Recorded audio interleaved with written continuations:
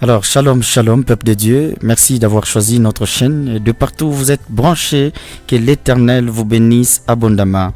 Nous vous souhaitons la bienvenue dans votre émission Colosie pour Jésus-Christ. Une émission qui bénit les enfants, les jeunes, les papas et mamans.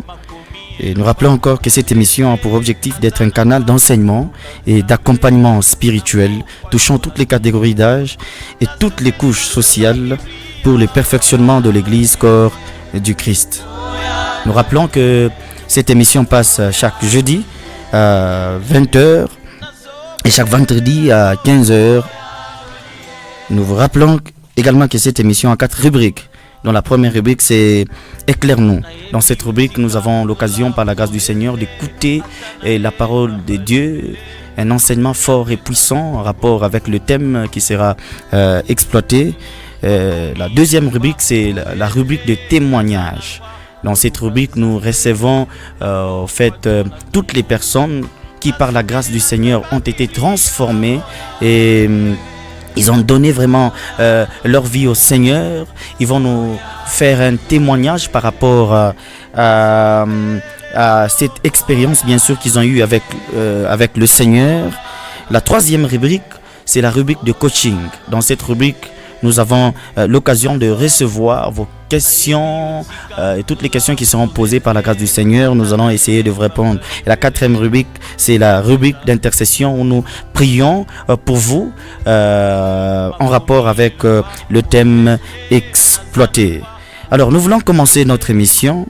Pour ce moment, nous voulons nous consacrer à la prière. Question de laisser ce moment entre les saintes mains de Dieu. Prions. Dieu de gloire, Dieu de miséricorde, nous te disons merci pour ta présence en ces lieux. Nous te disons merci pour ce que tu veux faire avec nous. Alors nous te demandons que ta main puisse toucher, Seigneur au Dieu de gloire, tout le recoin, toutes les personnes qui seront branchées aujourd'hui, Seigneur au Dieu de gloire. Que ta main les soutienne, que ta main nous soutienne afin que nous puissions nous appliquer, Seigneur au Dieu de gloire, à la sagesse. C'est dans le nom puissant de Jésus-Christ de Nazareth que nous avons ainsi prié. Amen. Alors, comme je vous disais que dans cette émission, nous aurons l'occasion de partager beaucoup de choses et que Dieu vous bénisse abondamment. Au micro, c'est toujours votre humble serviteur Théophile Kapapa et je ne suis pas seul, je suis accompagné d'un évangéliste fort et puissant, évangéliste Gédéon, que je salue déjà en passant. Bonsoir, homme de Dieu. Bonsoir, merci. Bonsoir aussi à tous nos auditeurs qui nous suivent en ce moment. Et la technique est assurée bien sûr par Monsieur Adonai Moinzé. Alors que Dieu vous bénisse abondamment. Homme de Dieu, nous sommes en train de parler sur un thème très important, un thème qui est sensible surtout dans le corps de la jeunesse. Nous savons que l'objectif de cette émission, c'est que ça touche toutes les catégories d'âge. Alors, ce thème est intitulé comment gérer sa sexualité. Étant donné que nous sommes dans une période assez difficile où la technologie a déjà évolué et tout. Ouais, alors, pourquoi ce thème? Ok, pourquoi ce thème? C'est déjà une question très importante parce que aujourd'hui, la gestion de la sexualité est devenue un défi. Et tant pour ceux qui sont dans le ministère, pour ceux, œuvrant dans différents secteurs, que ce soit le secteur politique, le secteur, économique, religieux même. Il y a les étudiants, il y a les mariés, il y a les célibataires, il y a les fiancés. Alors, le sexe ici est devenu l'une des armes les plus puissantes utilisées par le diable. Il est donc important que nous puissions éclairer et enseigner. L'apôtre Paul parle dans 1 Corinthiens chapitre 5, il est en train de dire: on entend généralement dire parmi vous qu'il y a de l'impudicité. Il précise, il dit il y a de l'impudicité à un niveau où ça ne se trouve même pas chez les païens. Il ne parle pas aux païens, il parle aux chrétiens de l'église de Corinthe. Donc l'église de Corinthe avait un problème de la gestion de la sexualité. Mais c'est pas seulement ça s'est pas seulement arrêté à l'église de Corinthe. Même dans l'église actuelle, l'église contemporaine, l'église corps du Christ, il y a, bien que nous avons le Saint-Esprit, il y a l'onction, il y a tout, il y a la grâce de Dieu, mais il y a un problème de la mégestion sexuelle. C'est pourquoi aujourd'hui l'Église commence à être sujette de honte, de beaucoup de scandales. Pourquoi? Parce qu'il est aussi important que nous apprenions au peuple de Dieu comment gérer le domaine de la sexualité. On peut dire aux gens, il faut arrêter l'impudicité, il faut faire ceci. C'est bien, mais aussi leur montrer comment faire pour vaincre, c'est aussi mieux. Plusieurs personnes, par exemple, m'ont posé la question, mais comment est-ce qu'on peut faire pour se débarrasser de la sexualité? On ne se débarrasse pas de la sexualité, parce que la sexualité fait partie du fonctionnement normal d'un organisme en bonne santé. Voyez-vous cela? Quand je parle de la sexualité, c'est pas seulement les rapports sexuels. Tout ce qui a trait à la préférence sexuelle, par exemple, moi j'aime un gars qui a, je ne sais pas, telle forme. Moi j'aime une fille de telle forme, c'est la sexualité. Une fille qui, se rend coquette, a envie de se rendre jolie, c'est la sexualité. Choisir un type d'habillement qui correspond à mon goût, à ma préférence, à mon genre, masculin ou féminin, c'est la sexualité. La sexualité n'engage pas seulement les rapports sexuels, mais ici nous allons plus parler du plaisir sexuel parce que aujourd'hui c'est le plus grand problème en fait. Voilà en gros pourquoi est-ce que nous parlons de ce thème. Alors avant qu'on continue, j'aimerais rappeler le numéro auquel vous allez envoyer le message. Par la grâce du Seigneur, nous essaierons de répondre à ces questions. Je crois que le numéro c'est 099 77 977 24. Je répète, 099 77 977 24. Alors, évangéliste, dans 2 ou 3 minutes, est-ce que vous pouvez faire une récapitulation du message passé pour que les gens qui n'étaient pas là puissent aussi en bénéficier? Merci. Alors, s'il faut rappeler rapidement, sur tout ce que nous avons dit, il est difficile de dire le tout, mais j'étais en train déjà de vouloir dire ceci. Nous parlons de comment gérer sa sexualité. Comment veut dire quelle est la stratégie? Quelle est la méthode? Qu'est-ce qu'il faut faire? Quelle est la technique qu'il faut appliquer pour se conduire dans la sanctification, même dans le domaine de la sexualité? Parce qu'aujourd'hui, on ne doit pas se sanctifier seulement en évitant d'insulter, de se fâcher. Non, mais dans la sexualité aussi, on doit se sanctifier. Alors, qu'est-ce qui se passe? Avoir des désirs sexuels, ce n'est pas un péché. Parce que déjà, dans le corps, il y a ce qu'on appelle les besoins physiologiques, on en a parlé. Par exemple, avoir faim, c'est un besoin normal. Avoir soif, avoir sommeil, c'est un besoin normal. Avoir aussi le désir du plaisir sexuel, c'est aussi un besoin normal, hormis l'aspect où il existe aussi des oppressions sexuelles. Mais déjà, on veut d'abord avoir une base pour savoir que avoir des désirs sexuels, c'est pas un péché. Tomber amoureux, ce n'est pas un péché. Le problème, c'est pas sentir toutes ces choses. Le problème, c'est comment je gère quand ça arrive. Et c'est vraiment ce qu'on va parler au cours de cette série. Nous avions dit que, il y a beaucoup de choses à dire.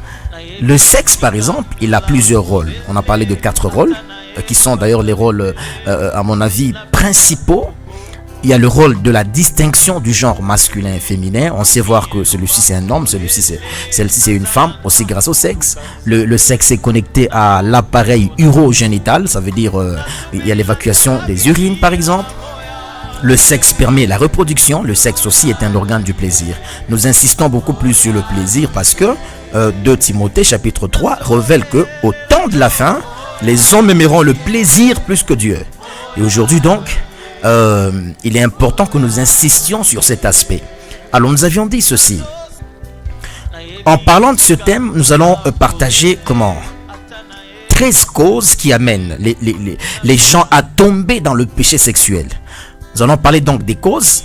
Nous allons parler de quelques formes de perversion sexuelle. On va parler des conséquences qui arrivent quand on ne sait pas gérer sa sexualité. On va aussi parler de quelques conseils qui vous aideront à mener correctement une bonne conduite dans le domaine de la sexualité.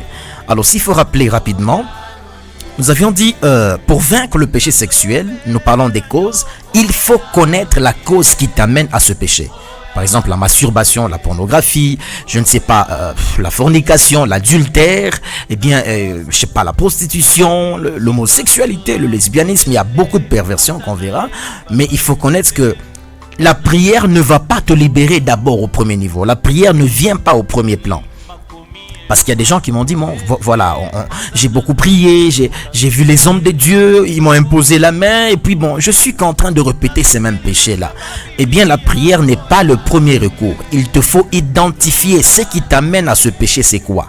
Alors, nous avons partagé 2 causes récemment et on va réinsister sur la 3e cause aujourd'hui. La première cause qu'on a évoquée, c'est ce que nous avons appelé l'auto-exposition. Le fait de s'exposer soi-même. Muntu qu'on est déjà exposé, yemoya. Et ça fait que c'est une porte qui amène aux gens, les gens plutôt, à devenir dépendants des péchés sexuels, victimes des péchés sexuels. Par exemple, dans l'auto-exposition, nous avons parlé du manque de discipline. Quelqu'un qui n'a pas de principe. C'est tout le monde qui s'approche de toi. C'est tout le monde qui devient ton ami. Tu vis sans te contrôler, sans des limites. C'est aussi un piège pour le péché sexuel. On en a parlé. Je ne sais pas revenir sur tout ce qu'on a dit malheureusement. On a parlé de l'auto-exposition par la vue. Il y a des gens qui sont dans la pornographie douce, la pornographie active. On va parler de ça. Je crois qu'on va consacrer une émission juste pour la pornographie. Mais il y a aussi des gens qui s'exposent par ce qu'ils entendent. Une fille qui aime qu'on loue sa forme, qui aime se faire baratiner. Tout ce que tu laisses entrer en toi finit par devenir plus fort que toi. Ça veut dire que tout ce que tu laisses ton âme enregistrer finit par produire un style de vie, un caractère qui va te rendre dépendant. On a parlé de ça. Il y a des gens qui s'exposent par l'habillement. Il est aussi important parce que dans l'habillement, il y a ce qu'on appelle les parties intimes. On a parlé de ça. Yeah. Puisque nous parlons de la sexualité, il faut dire, les cuisses font partie des parties intimes, les postérieurs font partie des parties intimes, le ventre est une partie intime, l'organe sexuel est une partie intime, les seins sont des parties intimes, le dos pour une femme, parce que le corps de la femme est plus attracteur, le dos pour une femme est une partie intime. On appelle partie intime les parties qui ne sont pas publiques. Je voudrais dire à une sœur qui nous suit, il y a des parties de ton corps que c'est seulement ton mari qui est appelé à voir ça. Parce qu'il y a n'importe quel vêtement aujourd'hui, je ne sais pas, la forme est totalement dessinée, une partie des seins est vue, je ne sais pas, il y a beaucoup de choses, tout ça c'est des habillements impudiques. Et c'est des causes, il y a des gens qui m'ont écrit, ils m'ont dit que chaque fois que je vois une fille mal habillée, je me masturbe, ou bien je me suis sexuellement. Pourquoi? Parce que l'habillement est aussi l'une des causes dans le péché sexuel. On a parlé de ça, on ne sait pas revenir sur ça. On a parlé sur la 2e cause, disant que c'est la naïveté. Le fait que tu ne sais pas dire non, ça Dieu n'aime pas. Le fait que tu te laisses influencer facilement, c'est de la naïveté et c'est la cause de beaucoup de péchés sexuels. Par exemple, il y a beaucoup de personnes qui m'ont dit non, l'homme m'avait appelé chez lui. C'est quand on est parti chez lui que nous avons couché ensemble. Voyez-vous cela? C'est de la naïveté quand il t'appelle chez lui. Une bonne fille en fait, tant que cet homme n'est pas officiellement venu chez vous et qui ne t'a pas, honoré, tu ne peux pas aller chez lui. Parce que, chaque fois que tu t'exposes dans un climat où vous êtes à deux, les sexes opposés s'attirent en fait. Et donc, il y a des gens qui ont dit non, j'ai couché avec le professeur parce que j'allais échouer. C'est de la naïveté. Il y a des gens qui ont dit non, il m'avait dit si on ne couche pas ensemble, il va briser la relation avec moi, il va plus m'épouser. C'est de la naïveté. Il y a des gens qui ont dit c'est parce que je n'avais pas de moyens, j'ai des enfants, j'ai des responsabilités, je ne sais pas quoi faire, c'est pourquoi je suis dans la prostitution pour gagner un peu. C'est de la naïveté. Tu sais pas faire confiance en Dieu. Il y a donc beaucoup de choses. Le fait que tu ne sais pas dire ça, Dieu n'aime pas ça. Non, il m'a embrassé. Non, il m'a forcé. Non, il m'avait dit que je lui envoie une photo sur le téléphone où je n'ai pas de vêtements. Que je me filme et que je lui envoie une vidéo où je n'ai pas de vêtements. C'est un comportement insensé et sans maturité. Et tu ne sais même pas ce qu'il va faire avec tes photos et tes images. Aujourd'hui, il y a beaucoup de scandales aujourd'hui à cause des photos qu'on s'envoie sans vêtements. Il y a des gens qui se partagent des textos sexuels, etc. Et il y a de l'abomination. Et je voudrais dire à quelqu'un, le temps de craindre Dieu dans ta vie est accompli.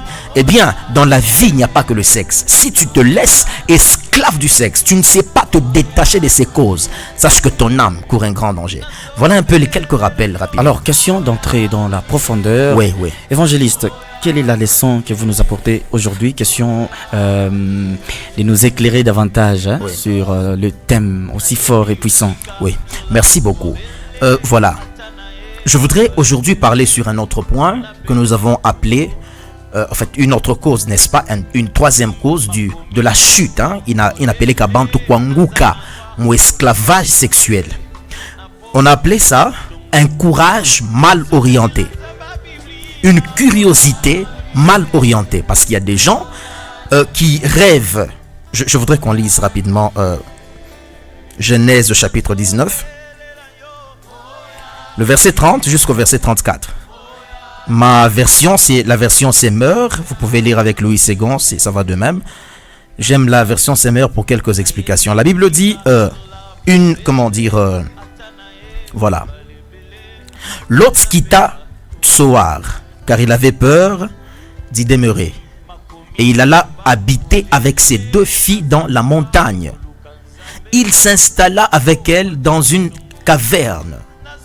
L'aîné dit à la cadette: notre père est déjà âgé, et il n'y a pas d'autre homme dans ce pays pour s'unir à nous selon l'usage de tout le monde. Ça veut dire il n'y a pas d'autre homme pour coucher avec nous. Allons, faisons boire du vin et couchons avec lui pour lui donner une descendance. Cette nuit-là, elles firent donc boire du vin à leur père, et l'aîné vint partager la couche de son père, qui ne se rendit compte de rien, ni quand elle s'est couchée, ni quand elle se leva. Ni quand elle se coucha, ni quand elle se leva. Le lendemain, l'aîné dit à la à la plus jeune: voici que la nuit dernière, j'ai couché avec mon père. Enivrons-le encore ce soir, et tu iras partager son lit. Ainsi, nous lui donnerons une descendance. 35. Ce soir-là, elles firent donc... Bon, je m'arrête par là pour gagner le temps. Ici, on nous parle des filles de Lot. Il se fait que... Bon, voilà.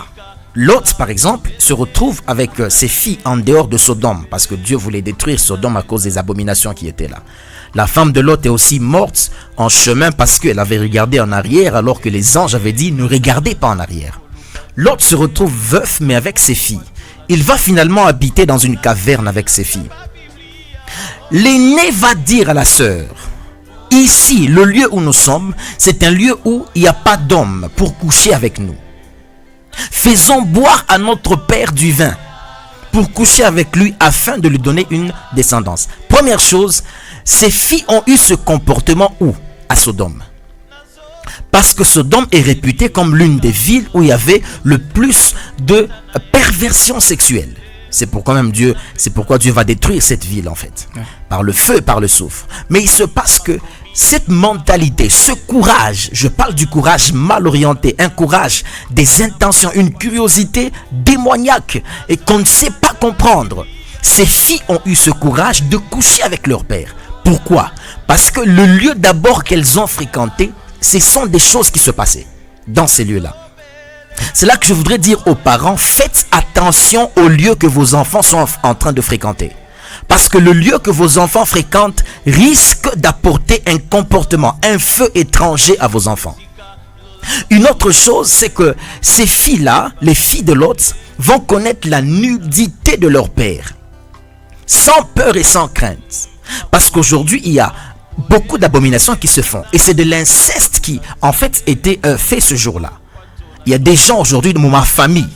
Il y a des cousins qui couchent avec les cousines. Il y a des oncles qui couchent avec, je ne sais pas, les enfants de tel. Il y a des scandales. Il y a des parents qui sont dans les incestes avec les enfants de tel, de tel. On en parlera parce qu'il y a une question qui nous a été posée toujours dans cet ordre-là.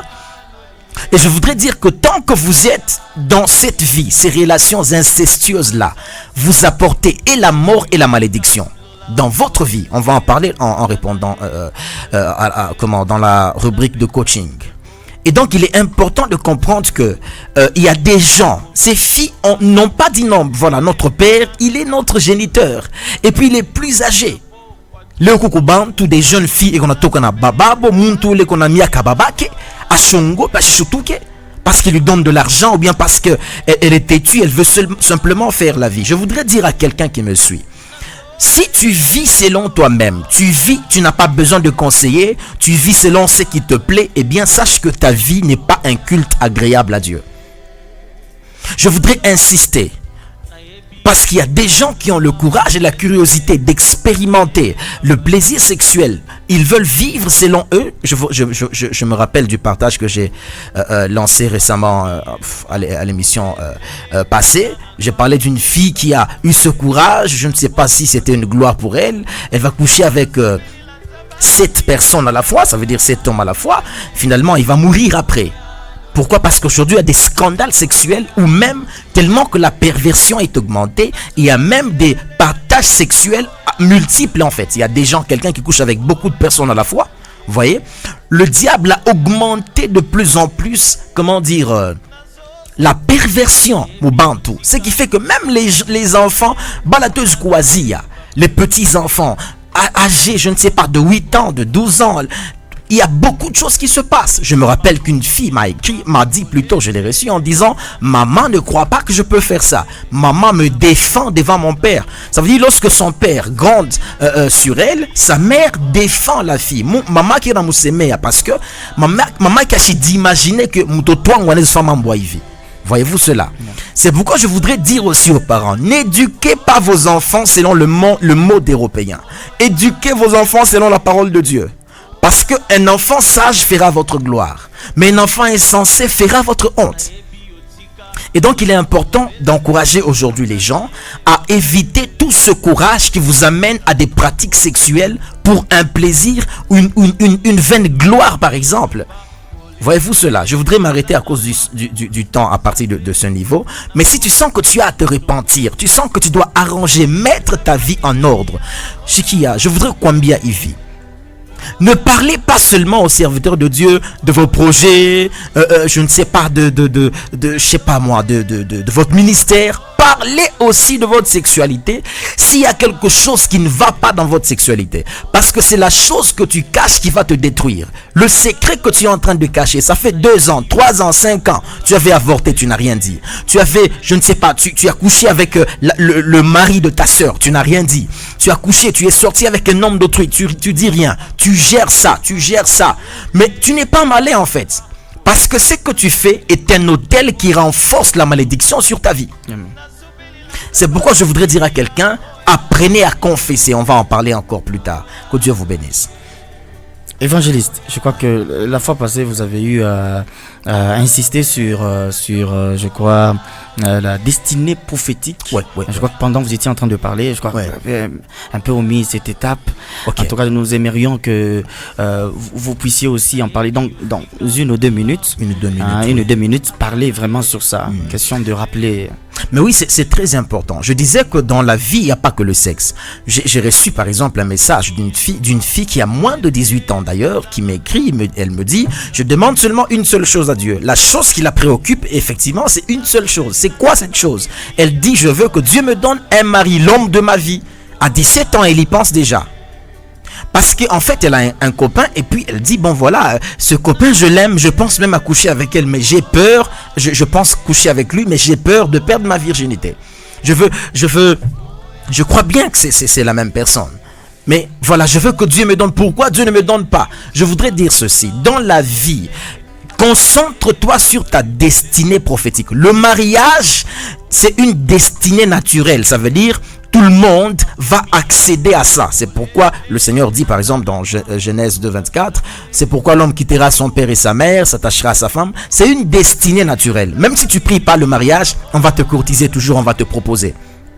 Mais la destinée prophétique, c'est le couloir spécial qui ne correspond qu'à ta vie, ce couloir à travers lequel tu vas impacter sur la terre, tu vas accomplir ta mission. C'est la chose qu'il faut plus chercher. Parce qu'il y a des gens aujourd'hui qui pensent que le mariage, c'est la finalité. Le mariage n'a jamais été la fin, ce n'est que le début. Parce que le mariage, c'est 2 personnes qui s'unissent non seulement pour s'aimer. Parce qu'il y a des gens, quand ils pensent mariage, ils voient comment ils vont embellir le lit conjugal, ils vont faire des sorties, ils vont avoir des beaux enfants. Mais c'est pas seulement ça. Le mariage, c'est aussi 2 personnes qui s'unissent, mais pour se renforcer les capacités afin d'accomplir leur destinée. Si tu ne penses qu'au mariage, mais tu omets la mission, eh bien, ton mariage, tu le vois mal. Et Dieu ne trouvera pas son intérêt dans ton mariage. C'est pourquoi il ne va pas investir plus de grâce dans ton mariage. Donc, dans la vie, apprenez à vous concentrer sur ce qui est essentiel. Le mariage n'est pas l'idéal. Le mariage viendra au temps que Dieu choisira. Mais, se mettre en train de penser que Dieu me donne un mari, c'est même ça un piège aussi qui commence à pousser beaucoup de jeunes à des expériences sexuelles, copinage. Il y a quelqu'un même qui m'a dit, non, bon voilà, on commence avec le copinage d'abord, et puis il y a des copinages qui aboutissent au mariage. On va peut-être répondre sur ça plus tard, mais ne confondez pas, ne faites pas de l'exception la règle. Il y a beaucoup de choses qui sont autour de ça, mais arrête de penser au mariage. Il y a même des gens, ils présentent le petit copain comme non, c'est mon fiancé. Ça veut dire on essaie d'adoucir le péché. Et c'est très grave ça. Yeah. Voilà un peu. En tout cas, merci beaucoup pour cet enseignement fort et puissant. Nous nous sentons fortifiés. Je crois que l'objectif de cette émission n'est pas que nous puissions nous sentir condamnés, oui, mais c'est pour que nous puissions nous sentir vraiment libérés, repentir vraiment comme vous venez de le dire. Oui. Parce que si Dieu l'a instauré, c'est parce qu'il veut il veut libérer beaucoup de gens. Ben. Je m'en vais déjà peut-être dire à quelqu'un que peut-être tu te sens que Dieu n'est pas capable de te pardonner. J'aimerais t'assurer que le pardon de Dieu est disponible sur ta vie. Hein? Dieu est amour. Il est tellement amour qu'il est possible que Dieu te pardonne parce que son amour est inconditionnel. Vous voyez par exemple cet homme de la croix, le brigand, pendant que tout le monde croit qu'il est condamné, mais le ciel savait ce jour-là qu'il venait d'inaugurer un homme qui va entrer pour la première fois au ciel. En tout cas, sachez que l'amour de Dieu est inconditionnel. Alors nous voulons passer à une autre rubrique de coaching.